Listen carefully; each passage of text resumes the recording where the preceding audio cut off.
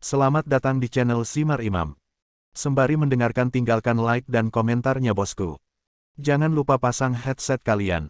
Siapkan kopi dan camilan. Lupakan pahitnya kehidupan. Mari kita dengarkan sambil rebahan. Bab 471. Kedua bersaudara itu melihat hal yang sama. Setelah berhasil. Itu adalah janji bahwa sebelum gelap, Ye Tianzong akan membuat persiapan terlebih dahulu dan mencari kambing hitam. Adapun hidup dan mati kambing hitam ini, itu tergantung pada keberuntungannya sendiri, bagaimana para pejuang kuno ini memperlakukan mereka di luar kendalinya. Setelah meninggalkan ruangan, saya menemukan bahwa Song Huiru cukup terkoordinasi dan saling melengkapi dengan baik dengan Nona Gu. Satu orang bertanggung jawab menjaga ketertiban, dan orang lain bertanggung jawab untuk mendaftar. Dan orang-orang dari Sekte Yexing yang dibawa oleh Nona Gu juga mencoba yang terbaik. Emosi pasien pun ditenangkan. Meski antrean panjang, mereka tidak mengeluh sama sekali. Tampaknya dengan menyerahkan klinik ke Lin Zhengzhou untuk menjalankannya, saya dapat yakin. Selain itu, baru saja di bangsal, dia secara khusus memberitahu Lin Zhengzhou bahwa jika seorang pria bernama yang datang menemui dokter pada saat itu, biarkan dia menemuinya. Namun, uang tidak bisa dihemat, karena dia mengendalikan logistik seluruh keluarga dan membutuhkan dana dalam jumlah besar, dan bos kaya dan berkuasa seperti ini tidak boleh melewatkannya. Dilihat dari booming bisnis klinik saat ini, omsetnya mungkin bisa mencapai ratusan ribu dalam beberapa hari. Jadi, saya membuat perjanjian seorang pria terhormat dengannya secara khusus. Biarkan dia meningkatkan omset klinik menjadi 1 juta setelah kembali dari ibu kota provinsi. Jika biaya tidak termasuk, keuntungannya akan mencapai sekitar 800 ribu yuan. Karena Ye Tianzong memiliki perjanjian dengan Zhang Chunqin dan lainnya sebelumnya. Artinya, setelah klinik selesai dibangun, dana iuran keluarga akan mulai beroperasi. Ini bukan main-main. Mulailah dari diri Anda sendiri dulu, lalu biarkan mereka mengikuti. Kemudian pengeluaran dan pendapatan rumah tangga akan menjadi tenaga mentah yang sangat penting. Kalau begitu, Zhengzhou, kita pergi dulu. Saya merasa lega menyerahkan klinik itu kepada Anda. Dan, kuharap, kamu akan menepati janjimu kepadaku. Ye Tianzong berkata sambil tersenyum. Lin Zhengzhou, sebaliknya, tidak berkomitmen dan mengangguk dan berkata, jangan khawatir, Saudara Tianzong, saya, Lin Zhengzhou, menepati janji saya. Selain itu, Anda memiliki ketentuan untuk saya. Setelah saya menyelesaikan perjanjian, saya juga akan melakukannya punya permintaan padamu. Namun, jangan khawatir, itu tidak akan menjadi masalah besar, aku hanya berharap kamu bisa memberiku kesempatan ketika saatnya tiba. Saudara-saudara memiliki pemahaman diam-diam satu sama lain. Jika dia tidak mengatakannya sekarang, jika dia terus bertanya, itu tidak hanya akan membuat mereka malu, tapi juga menjauhkan mereka satu sama lain. Bagaimanapun, sebagai saudara baiknya, tidak mungkin dia bisa menipunya, jadi jika dia punya permintaan kecil, biarkan saja. Apalagi, dia telah mengalami pemikiran remeh seperti ini berkali-kali. Tadi malam di rumah, saya membuat permintaan kecil hanya karena tidak ada pekerjaan. Meskipun tidak dapat membantu pada saat dibutuhkan, hal itu selalu dapat memberikan efek yang luar biasa. Mengucapkan selamat tinggal pada klinik, Ye Tianzong pergi bersama Song Huiru. Lanjutkan perjalanan dan langsung menuju ke Beauty Group. Waktu saat ini sekitar pukul 11.30 pagi, saya berangkat ke sana tepat pada waktunya untuk menandatangani kontrak. Padahal, berangkat hari ini hanya sekedar formalitas. Kemarin, Song Lingling diurus di pagi hari, dan Zhang Chunqin diurus di malam hari. Tuan Rong di tengah sudah sangat mengagumi dirinya sendiri sehingga dia seharusnya tidak mempunyai banyak masalah. Ditandatangani pada siang hari. Pergi makan lagi. Dan di sore hari. Saya tidak melakukan apapun dan ingin melihat apa yang terjadi di sisi Ren Yurou. Namun kini, setelah negosiasi dengan Lin Zhengzhou barusan, mencari kambing hitam menjadi prioritas utama. Dan orang ini pasti merupakan kejahatan yang keji. Dia memiliki dendam yang mendalam terhadap dirinya sendiri. Lalu siapakah orang ini? Pikirkan baik-baik. Hingga kini, ia belum menemukan orang yang tepat. Ye Zongtian berada jauh di Lincheng, dia milik dirinya sendiri dan harus diserahkan sendiri untuk menyelesaikan masalahnya sendiri. Di pihak Huang Ruzong, ada koneksi dari utara di belakangnya, jadi saya khawatir mereka tidak akan bisa membunuhnya untuk sementara waktu. Di Lincheng, semua orang yang seharusnya diikut-sertakan telah diikut-sertakan, termasuk 4 caibol besar yang memiliki kepentingan bisnis. Mereka dikalahkan sepenuhnya di bawah intimidasi yang kuat dan tidak berani melakukan kesalahan. Meski penuh kebencian, selama tidak lagi menimbulkan masalah, tidak perlu membunuh mereka semua. Apa yang harus saya lakukan? Saudara Tianzong, apa yang kamu pikirkan? Setiap kali aku melihat ekspresimu seperti ini, selalu ada sesuatu yang terjadi. Tentu saja, aku yakin kamu bisa menanganinya dengan baik, tapi sebagai adik baptismu, aku juga berharap bisa membantumu berbagi beban. Song Huiru selalu berhati-hati saat berbicara dengan Ye Tianzong sekarang. Penampilannya sebelumnya di grup Zongheng masih terpatri jelas di benaknya, dan dia juga khawatir akan menyinggung pihak lain dengan mengatakan hal yang salah. Meskipun dia tidak akan melakukan apapun pada dirinya sendiri, bahkan beberapa kata keluhan saja sudah tidak tertahankan baginya. Ye Tianzong memang kesal. Saya awalnya ingin menolak. Namun, ketika dia menoleh dan melihat tatapan tulus Song Huiru, dia akhirnya ragu untuk berbicara. Setelah merenung beberapa saat, dia berkata sambil tersenyum, "Ya, ada sesuatu yang kecil. Karena kamu bertanya, sebaiknya aku memberitahumu tentang hal itu. Sebenarnya, aku perlu mencari seseorang sekarang. Orang ini mempunyai dendam terhadapku, dan, di luar hukum, saya berharap saya dapat menyelesaikannya melalui cara pribadi, dan kematian orang lain akan mencapai hasil akhir dari salah satu rencana saya. Namun, saya hanya menghabiskan sebagian besar hari dalam pikiran saya, dan saya masih tidak dapat menemukannya." Kedengarannya sangat rumit. Song Huiru sedikit mengernyit, mengerucutkan bibirnya dan berkata, "Saudara Tianzong, kami semua tahu kemampuanmu. Tampaknya semua orang yang menentangmu kamu sudah merapikannya dengan benar. Oleh karena itu, sekarang mungkin tidak mudah untuk menemukan lawan baru. Setelah mendengar apa yang Anda katakan, saya tidak tahu bagaimana saya bisa membantu. Namun, saya pribadi merasa bahwa orang yang dapat memberikan pengaruh signifikan pada Anda mungkin harus ditemukan di antara lawan-lawan Anda di masa lalu." Lawan masa lalu. Brengsek. Sakit hati. Hanya 4 caibol besar yang kini sujud. Untuk sementara, saya benar-benar tidak dapat menemukan kandidat yang cocok. Tetapi, masalahnya sudah sampai pada hal ini, jadi jangan memikirkannya secara detail dulu. Kepalaku sakit hanya memikirkannya, jadi lebih baik berkonsentrasi menangani berbagai hal satu persatu. Toh harus ada jalan sebelum mobil sampai di gunung. Masih ada satu sore yang cukup baginya untuk berpikir matang dan menyusun strategi. Jadi, dia hanya mempermainkan dengan pihak lain dan membodohi mereka. Setelah sekitar 10 menit, dia berhasil sampai di bawah perusahaan. Masih ada waktu 5 atau 6 menit sebelum waktu yang disepakati, namun saya baru saja memarkir mobil. Ketika saya keluar dari mobil, saya menemukan Zhang Chunqin sudah menunggu di pinggir jalan. Ekspresinya terlihat sedikit cemas, seolah dia mengkhawatirkan sesuatu. Kini dia terus mengeluh dan mengumpat pada orang di ujung telepon, namun karena jarak yang jauh, dia tidak dapat mendengar apapun dengan jelas. Entah kenapa, setiap kali dia melihat Zhang Chunqin seperti ini, Ye Tianzong merasa jantungnya berdetak kencang, dia selalu merasa sesuatu yang buruk akan terjadi. "Saudara Tianzong, bukankah itu ibu mertuamu, Zhang Chunqin?" Pada siang hari ini, dia, saudara perempuanku, dan Tuan Rong menandatangani perjanjian. Aku tidak menyangka dia datang lebih awal. Kudengar orang-orang di luar berkata bahwa dia tidak mudah bergaul. Melihat keadaannya sekarang, kita harus pergi ke perusahaan dulu untuk menghindari. Sebelum Song Huiru sempat menyelesaikannya, Ye Tianzong melambaikan tangannya sedikit dan berkata sambil tersenyum masam, "Ini adalah berkah, bukan kutukan. Itu adalah kutukan yang tidak dapat kamu hindari." "Tidak apa-apa, Huiru. Ibu mertuaku sebenarnya adalah orang yang licik. Faktanya, dia tidak berhati buruk. Dia hanya melakukan apa yang dia inginkan. Hanya saja masalahnya mendesak. Jika saya tidak menyelesaikan masalah saat dia seperti ini, maka saya akan mengakhirinya.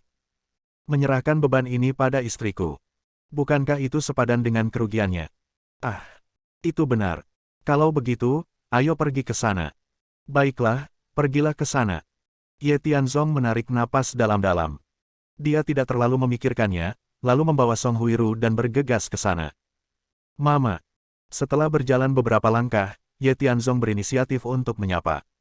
Zhang Chunqin yang sedang berbicara di telepon tertegun sejenak, lalu mengangkat kepalanya. Ketika dia melihat orang yang datang adalah Ye Tianzong, matanya menjadi semakin dingin. Namun, dia masih secara tidak sadar mematikan teleponnya. Ketika dia melihat Song Huiru berjalan di belakang Ye Tianzong, dia tidak bisa menahan cibiran dan berkata sambil mencibir, Ye Tianzong, kamu bisa melakukannya. Aku punya putriku di rumah, dan ada seorang gadis di luar. Kamu seperti ini.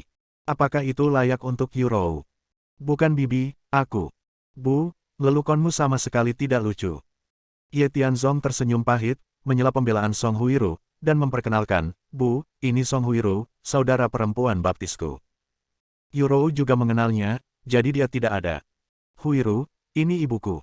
Halo, bibi.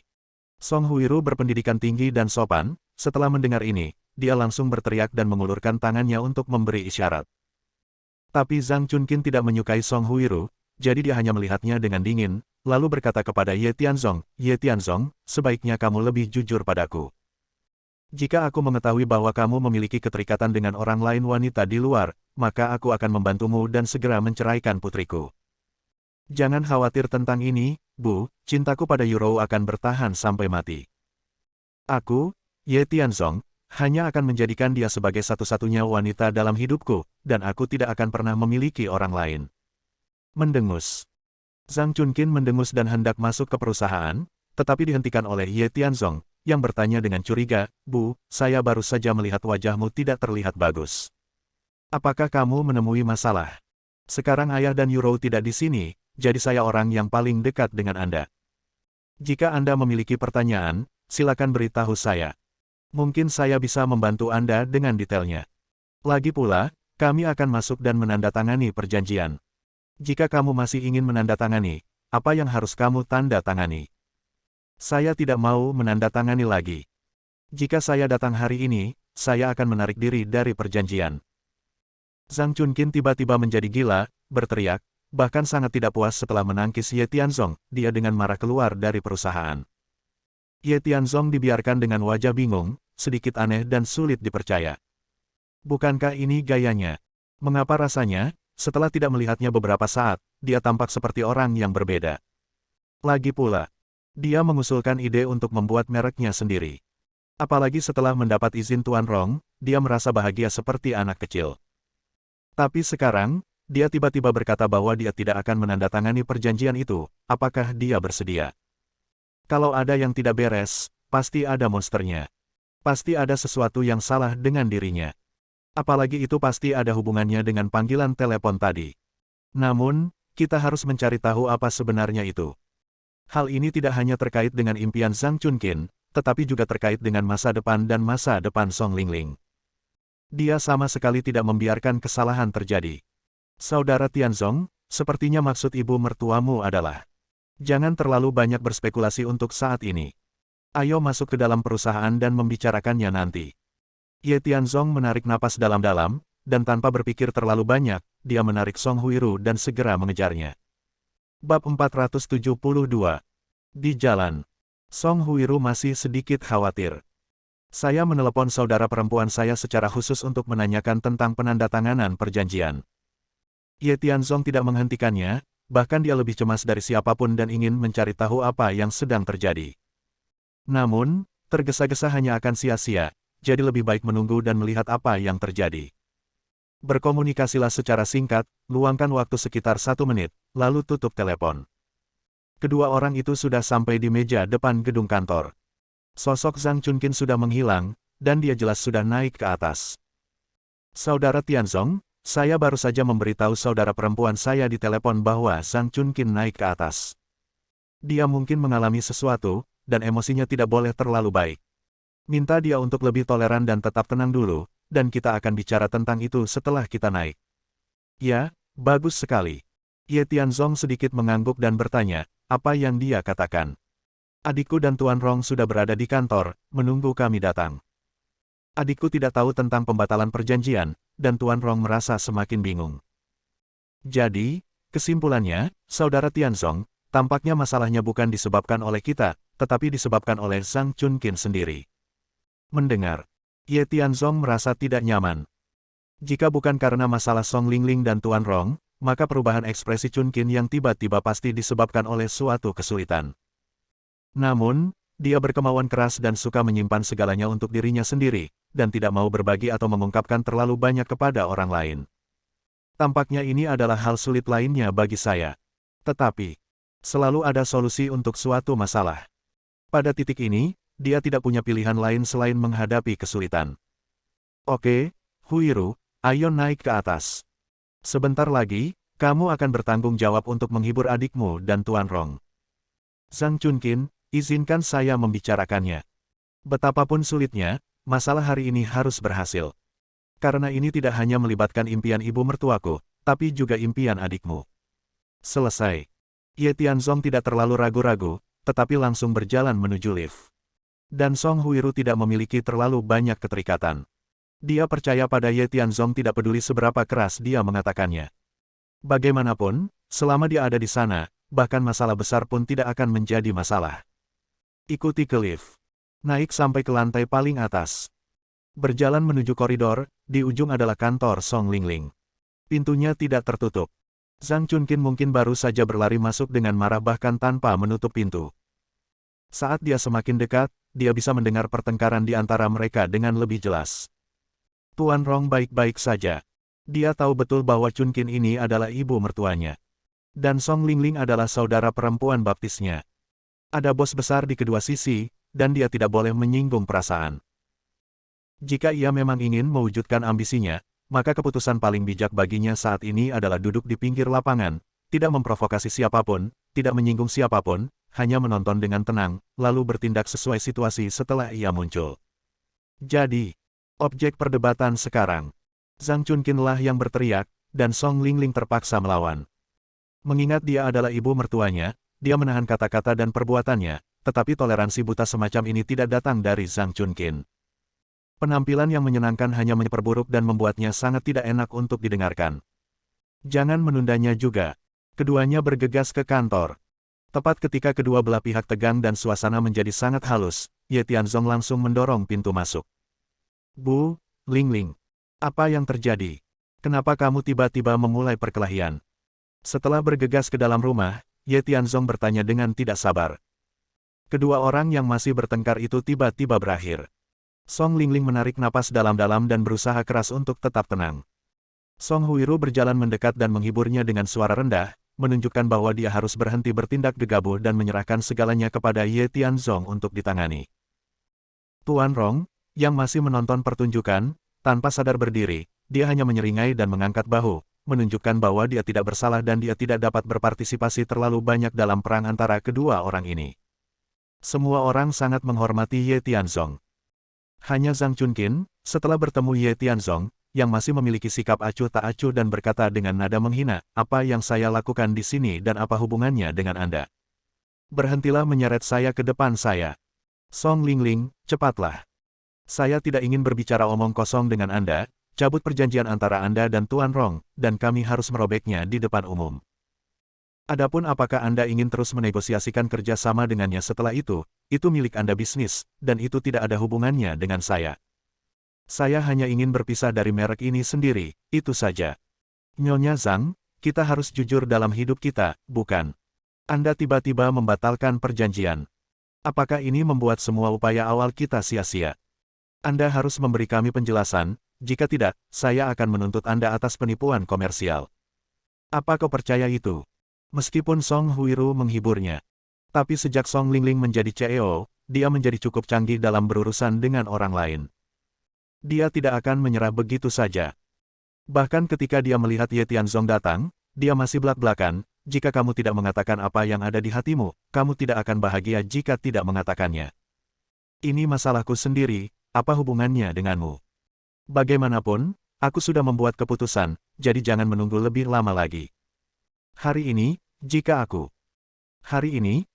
ayah Yuro tahu bahwa kamu tiba-tiba merobek perjanjian secara pribadi, saya pikir mereka akan sama sedihnya dengan kamu sekarang. Sebelum Zhang Chunqin sempat menyelesaikannya, Ye Tianzong tiba-tiba menyela. Saya tahu itu sejauh ini situasi saat ini memprihatinkan, cara terbaik untuk menghadapi Zhang Chunqin adalah tekanan dari putrinya dan intimidasi dari suaminya. Dua poin ini. Saat ini adalah hal yang paling tabu bagi Zhang Chunqin. Adapun Lin Zhengzhou, ini belum waktunya untuk menggunakannya. Saya yakin Ren Dongguo dan putrinya sudah cukup membuat Zhang Chunqin takut. Sungguh. Zhang Chunqin, yang tadi sombong dan angkuh, segera tutup mulut. Menatap Ye Tianzong dengan kesal, dia berkata dengan suara peringatan, Ye Tianzong, jangan biarkan ayah dan putrinya menekan saya. Jangan berpikir bahwa saya tidak tahu. Mereka pada dasarnya berada di perahu yang sama dengan Anda. Terlebih lagi, yang terjadi hari ini adalah keputusan pribadi saya, tidak ada hubungannya dengan orang lain. Jika Anda berani membeberkannya dan beritahu mereka. Permisi, saya akan menelepon mereka berdua sekarang. Bagaimanapun, kamu adalah ibuku dan kami semua adalah anggota keluarga. Kami berhak dan berkewajiban untuk mengetahui apapun tentangmu. Dikatakan. Ye Tianzong tidak ragu-ragu, mengeluarkan ponselnya dan menelepon. Meskipun itu hanya sok. Namun masalahnya mendesak. Setelah melihat ini, Zhang Chunqin segera berteriak tidak. Di saat yang sama, kemarahan tadi telah berubah menjadi kebencian, tetapi sekarang dia tidak punya pilihan selain berkata sambil menghela nafas, jangan beritahu mereka tentang masalah ini. Ini masalah saya sendiri. Saya tidak ingin mereka tahu bahwa saya bersedia memikul tanggung jawab sendirian. Ye Tianzong, bagaimanapun juga, Anda juga menantu saya, apakah Anda malu melakukan ini? Saya di sini untuk keluarga ini, jadi lebih penting lagi bagi semua orang untuk mengetahuinya. Namun, jika kamu percaya padaku, kamu bisa memberitahuku dan aku akan memutuskan apakah aku harus memberi tahu mereka. Ini satu-satunya kesempatanmu. Kalau tidak, jika masalah ini diumumkan, aku tidak tahu seberapa besar dampaknya terhadapmu. Lagi pula, itu tidak ada hubungannya denganku secara pribadi, bukan? Ponsel Ye Tianzong masih tergantung di tangannya, dan dia masih tidak meletakkannya. Implikasinya, jika Zhang Chunqin terus keras kepala, dia akan tetap melakukan panggilan telepon. Namun, konsekuensi selanjutnya adalah sesuatu yang tidak mampu ditanggung oleh Zhang Chunqin. Anda, Zhang Chunqin berhenti bicara. Saya merasa sangat berkonflik dan terjerat di dalam hati, dan saya tidak tahu harus berbuat apa. Ye Tianzong mengedipkan mata pada Song Lingling, dan Song Lingling mengerti. Dia tidak keberatan dengan pertengkaran sebelumnya di antara mereka, dan mediasi berikutnya, termasuk Song Huiru dan Tuan Rong, mencoba yang terbaik untuk menghalangi mereka. Setelah banyak kerja keras, Zhang Chunqin akhirnya mengangguk, mengertakkan gigi dan setuju, menceritakan keseluruhan ceritanya. Semua orang duduk pada waktu yang sama. Pusat perhatiannya adalah Zhang Chunqin. Dia menyesap tehnya dan menatap Ye Tianzong dengan kesal. Akhirnya, dia menghela nafas panjang, menggelengkan kepalanya tak berdaya dan berkata, sebenarnya, aku tidak takut dengan lelukonmu.